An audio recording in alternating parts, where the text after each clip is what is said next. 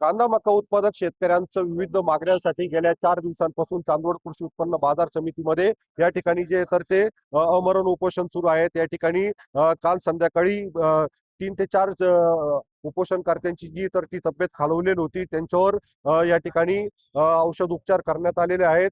आणि या ठिकाणी आपण पाहू शकतात का आता थोड्या वेळाने कांदा उत्पादक शेतकरी जे आहेत तर आणि मका उत्पादक शेतकरी जे आहेत तर ते या ठिकाणी मुंबई आग्रा महामार्गावर रस्ता रोको आंदोलन करणार आहेत। या ठिकाणी कांद्याच्या माळा तयार करण्याचं काम सुरू आहे।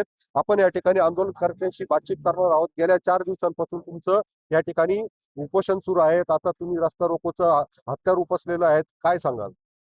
गेल्या 4 दिवसापासून चांदोड येथे कांदा व मका उत्पादक शेतकऱ्यांचं आमरण उपोषण सुरू आहे।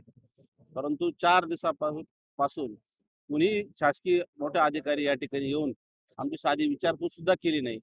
त्यामुळं चांदोड तालुक्यातील सर्व शेतकरी संतप्त होऊन आज या ठिकाणी कांद्याच्या माळा तयार करायचं काम चालू आहे।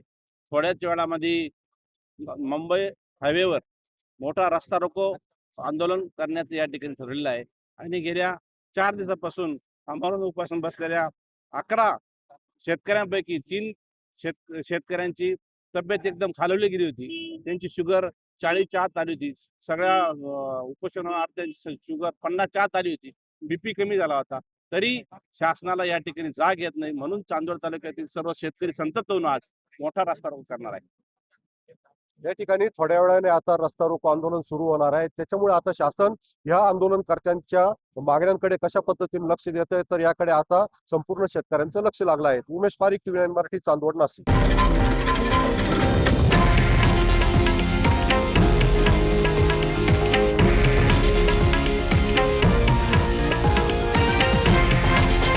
हे आहे देशातील नंबर 1 न्यूज नेटवर्क आणि आपण पाहत आहात TV9 मराठी, एकमेव।